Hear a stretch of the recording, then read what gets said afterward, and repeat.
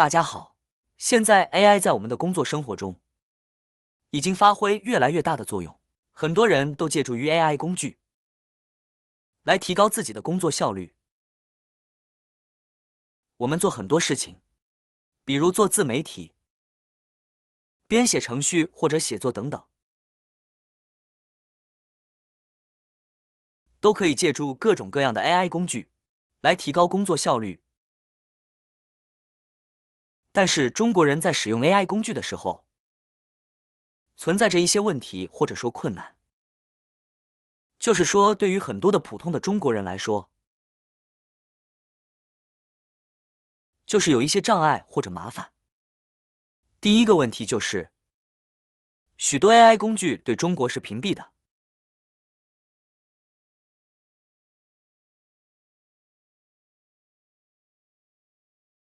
也就我们用中国的电脑去访问这些网站，无法使用这些 AI 工具。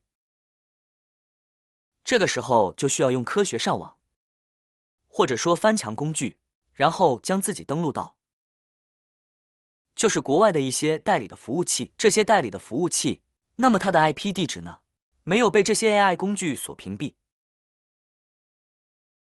这样我们才能使用这些 AI 工具。这是外国的这些 AI 工具对中国人的一个歧视。不使用这个科技上网或翻墙工具，我们就无法使用这些 AI 工具。而且即使你用了翻墙工具，如果你的代理的节点存在问题，也无法使用这些 AI 工具。所以中国人在使用这些 AI 工具的时候，面对的第一个问题或者第一个痛苦困难，就是需要用翻墙工具科学上网，而且节点还要是没有被这些 AI 工具屏蔽的。因为这些 AI 工具经常会对一些 IP 地址进行限制，中国的所有的 IP 地址都在它的限制范围之内。还有第二个问题就是，这些 AI 工具就是稍微功能比较好的，就是比较新的、比较先进的 AI 工具，它都需要收费。这个收费对于普通人来说也是不低的，每个月可能几十美元，比如20-30美元，这对于有钱人是没有问题的。对于我们普通的人，特别是我们初学者、小白，我们本身就是学习一下，并不是用它来赚钱，这是一笔很大的费用，所以收费也是一个问题。为了解决这些问题，一些中国人想了一些办法，就是能不能在国内提供一个网站给中国人使用，中国人不需要翻墙，就能使用这些 AI 工具，然后由他们去进行交费。当然，他们也不是免费的。这些中国人提供这样一些工具，平台也不是免费的，他可能需要你捐赠一些钱给他，或者他有一些项目也需要收费，这样才可以维持他的网站或者平台的运转。就是有中国人提供一个相当于代理的平台。今天我就给大家介绍一个中国人做的这个平台，一个 AI 工具的一站式平台。用这个平台，我们就可以免费使用这些先进的 AI 工具，而且也不需要翻墙。这个平台叫做在问。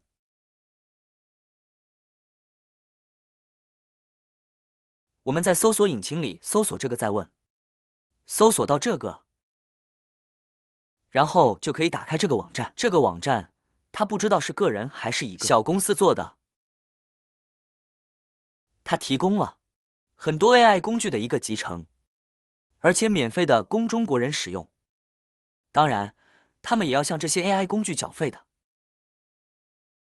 但是由他们去缴费，我们免费使用它。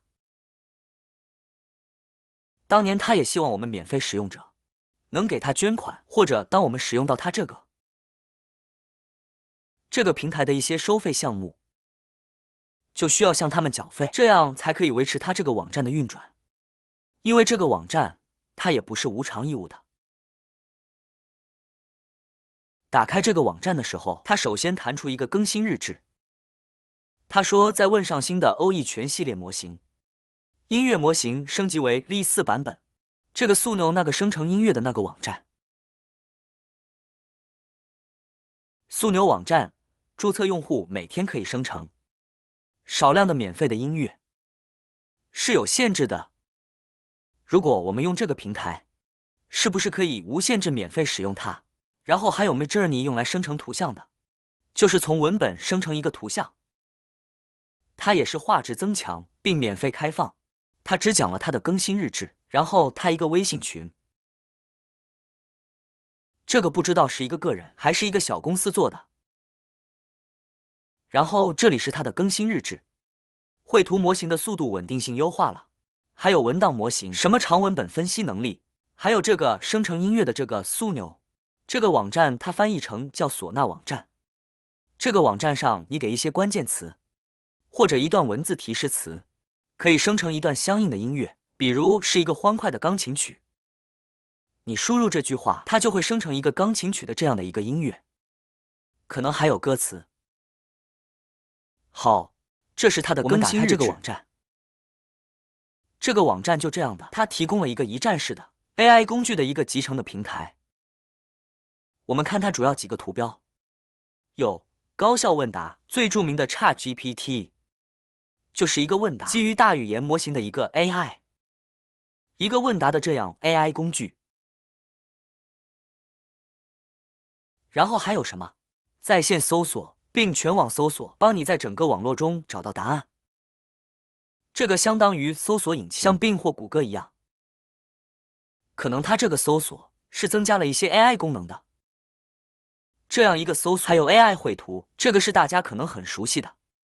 AI 绘图就是只要输入你想要的场景描述，那么它就会帮你尽量的画出这种场景的一个图像。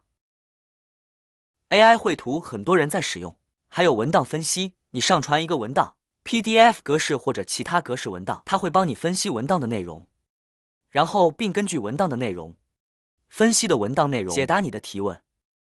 你对于这个文档的提问，还有思维导图。这个思维导图是一个树状的形式，从一个主题出发，相关的二次主题和细节组成了一个树形的结构。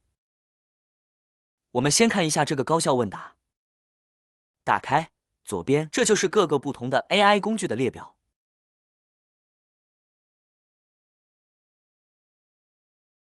第一个是高效问答，比如 ChatGPT， 这问答里可以选择语言模型。我们点中间的这个模型 GPT-4o Mini，GPT-4o Mini， 这个还有 O Mini 集成等等，还有 GPT-3。GPT-4o Mini 好像现在特别好的 GPT-4o Mini 是 OpenAI 开发的，还有 Gemini 是谷歌的，还有 GPT-4o 等等，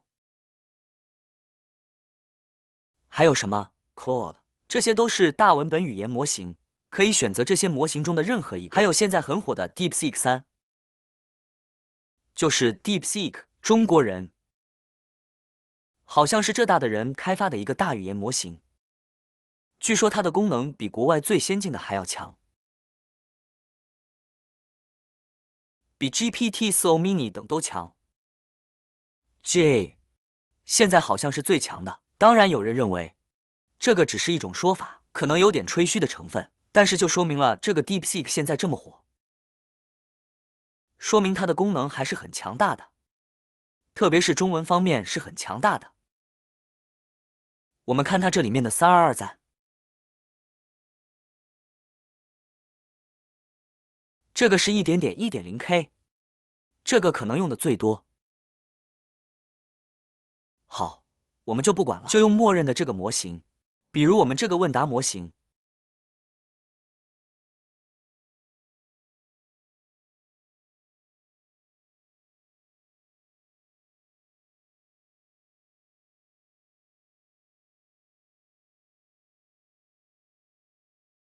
我问他，目前的大语言模型，这个的 AI 工具有哪些？就是假如我是小白，对于目前的这个 AI 工具，大语言模型 AI 不熟悉，我向他提问一下。这个问题系统基于这个语言模型，这样一个大语言模型的问答系统，它就给出了一些主要的 AI 工具和平台。首先是 OpenAI 的 GPT 系列。ChatGPT 一开始就是 OpenAI 开发的，所以是 OpenAI 的 GPT 系列，包括 GPT-3，这些是强大的文本生成模型。还有谷歌的是 BERT 和 T5。BERT 用于自然语音理解，T5处理文本生成任务。然后还有 Meta 的 LLM 之类的，还有 Claude 等等。这些大语言模型，假如我有一个疑问，我问他 ChatGPT 和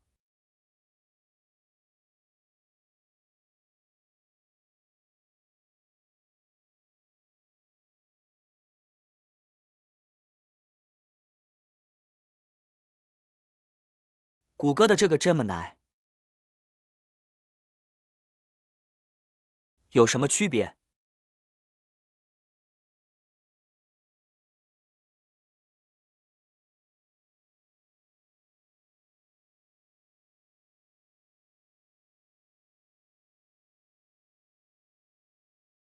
他的回答是，这个 ChatGPT 是由 OpenAI 开发的，基于 GPT 架构的，专注于自然语言处理和生成，而 Gemini 是由 Google DeepMind 团队开发，是一个 J 较新的语言模型，其目标是提高自然语言理解和生成的能力。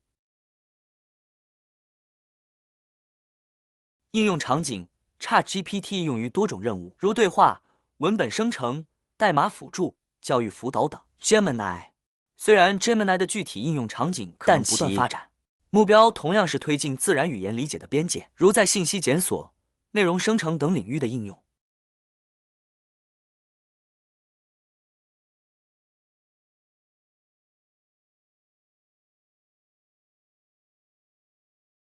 我问他 DeepSeek 是什么？这是中国人开发的。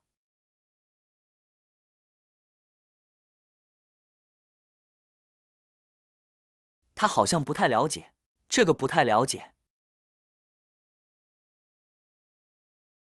我让他用 DeepSeek 语言模型自己来回答，把这模型改成 DeepSeek 看看。再问他一下，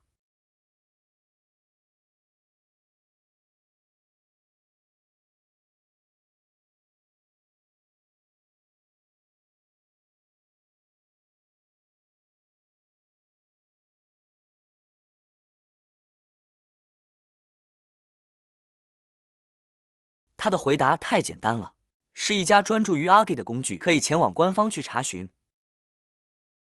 好像这个回答也不是太好。然后他这里还有这个上下文的关系选项，5句或者10句或单句。如果选择单句，就是每个问答都是独立的；如果是5句，默认5句就是5句是相关的；如果是全部，就所有的问答内容都是相关的，就是全部上下文。如果你的记忆长度为全部，字数消耗大，立刻手动修改。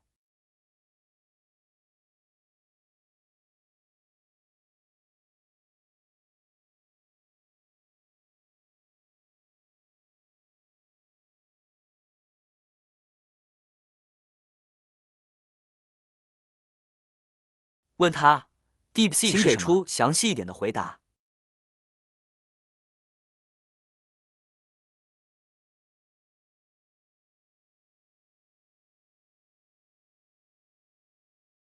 这个上下文，如果全部就是上下文全部都是相关的，那么它这个好像就比较慢。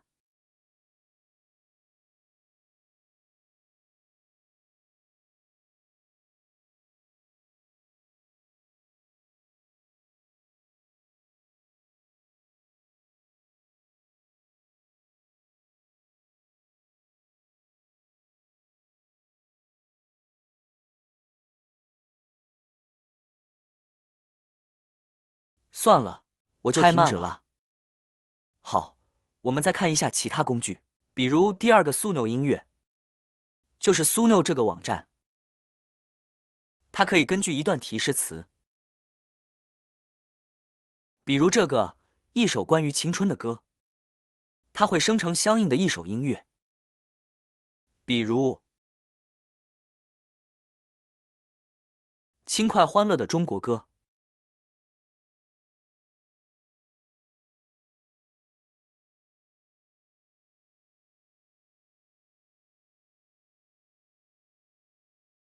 轻快欢乐。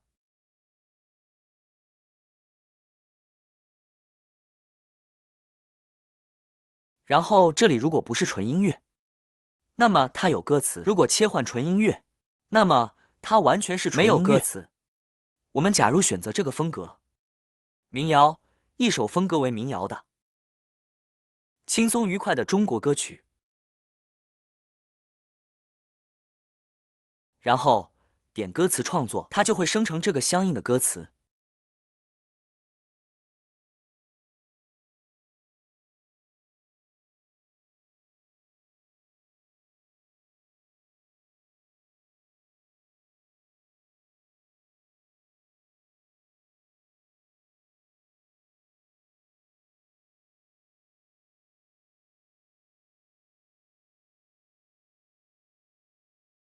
右边它应该有那个生成的音乐，怎么看不出来？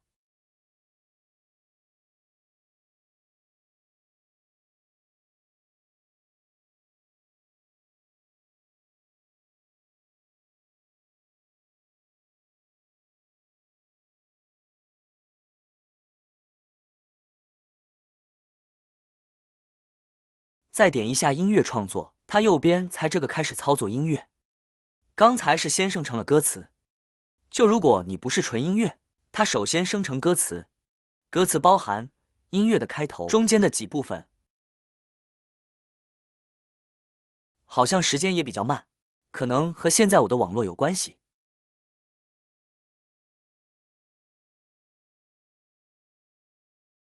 按道理不会这么慢。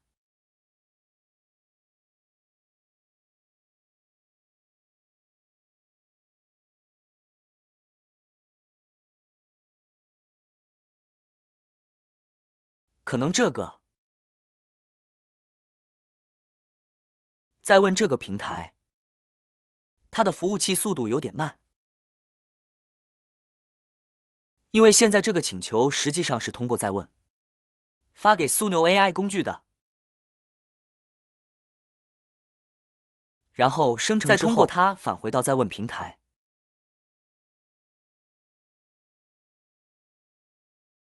它还在生成。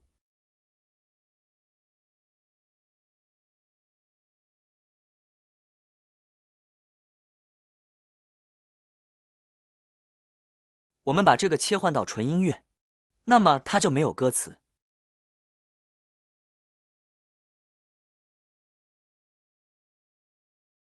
哦，它这也不是免费的，你的次数已经用完了，也要购买。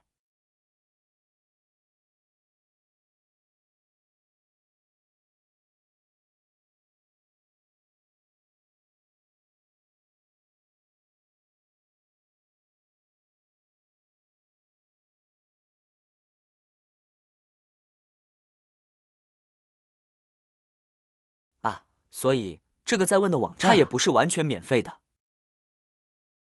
好，我们再看它其他 A 工具，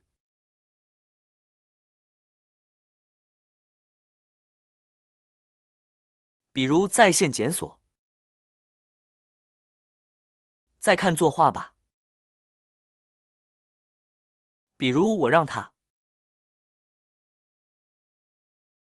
这个模型选择 Midjourney，然后这里输入提示词，生成如图的一个在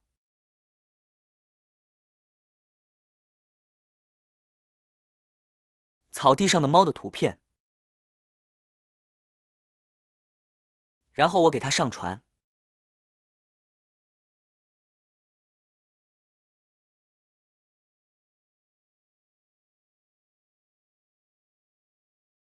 一个参考图像，这里一个参考强度，我选50%。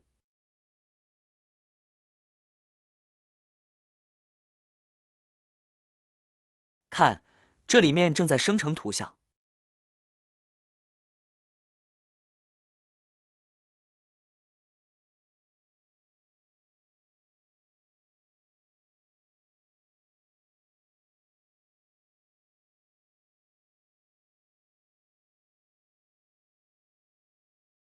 这个在问平台生成音乐的不行，只生成了一次，它就要收费了，还不如直接在苏牛网站上直接用苏牛工具生成音乐，都比这个平台要生成的多。好，现在我们看一下生成的这个猫的图片，根据我传给他的一张在草地上的猫的图片，生成了4个这样的图片。好，这就是绘图模型。这里还可以生成视频，视频生成只能生成普通的 SVD 视频，普通的 SVD， 但这个质量不行。其他的专业的，就是每次多少点，这些都要收费的，肯定用不起来。我们看这画图的这个 Midjourney， 每次也要这么多点，相当于也收费，其他的免费的。所以这个平台也并不是完全免费的，就是有的是免费的，有的是收费的。它通过这收费可以维持这个平台的这个运转。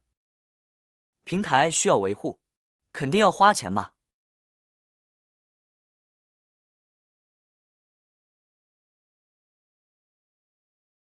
好，再看看文档分析。文档分析，比如我们点击上传一个文档，比如新冠病毒诊断的这个文档是我从网上下载的，然后我们上传上去，然后怎样用再问玩转什么功能，不管了。现在我这里选择这个文档，然后针对这个文档，我让他帮我总结一下篇文档。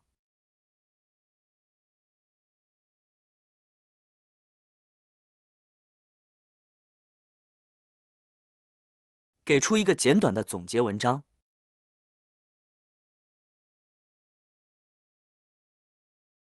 我让他帮我总结一下这个文档，这个文档很长，我让他总结一下这篇文档，给出一个简短的总结文章。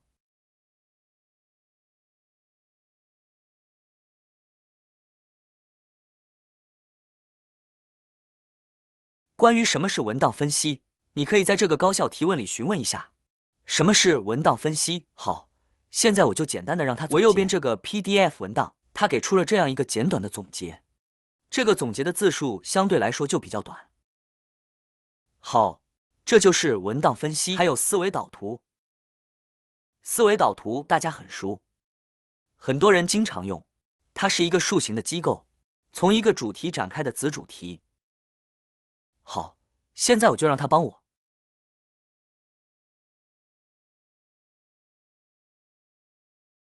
生成一个关于如何做自媒体的思维导图。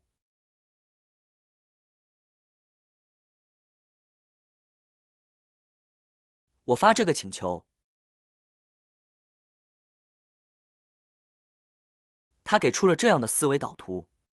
首先，如何做好自媒体，然后是子主题，此话题就是如何做好自媒体，包括内容策划、内容操作、渠道推广、社区运营、什么数据分析、变现策略等等。然后内容策划它又分成3个：确定目标受众、研究行业趋势、制定内容日历。内容操作里面它又分为选择合适的内容格式、撰写高质量引人的事的内容、使用视觉效果和讲故事的技巧，这些都是内容操作的这些子主题。这就是思维导图，使人看起来一目了然。所以现在很多人喜欢用这个思维导图。我们只给他一句话，它就生成了一个思维导图。好，我们再看这个用 AI 做 PPT，同样的，请给我做一个关于如何做自媒体的 PPT。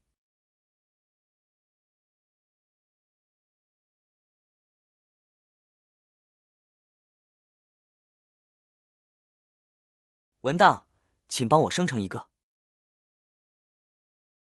请帮我生成一个关于如何做自媒体的 PPT 文档。而这个模型也是 GPT-4o，你也可以选择其他的，什么 Claude 等模型，我就默认选这一个吧，然后点击。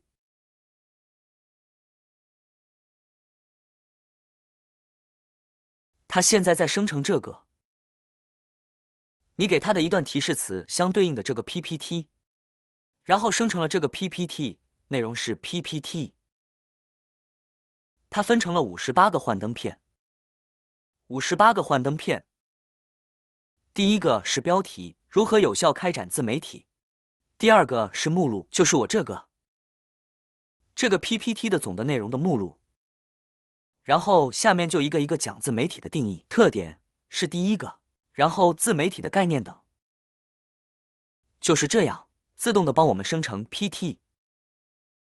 然后第三部分，第三个子标题，开展自媒体的基本步骤。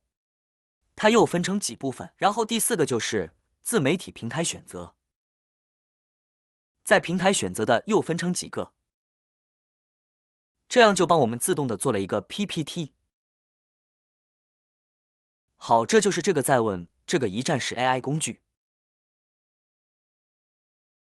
里面提供了很多的这个 AI 工具的免费使用，当然有的也需要收费。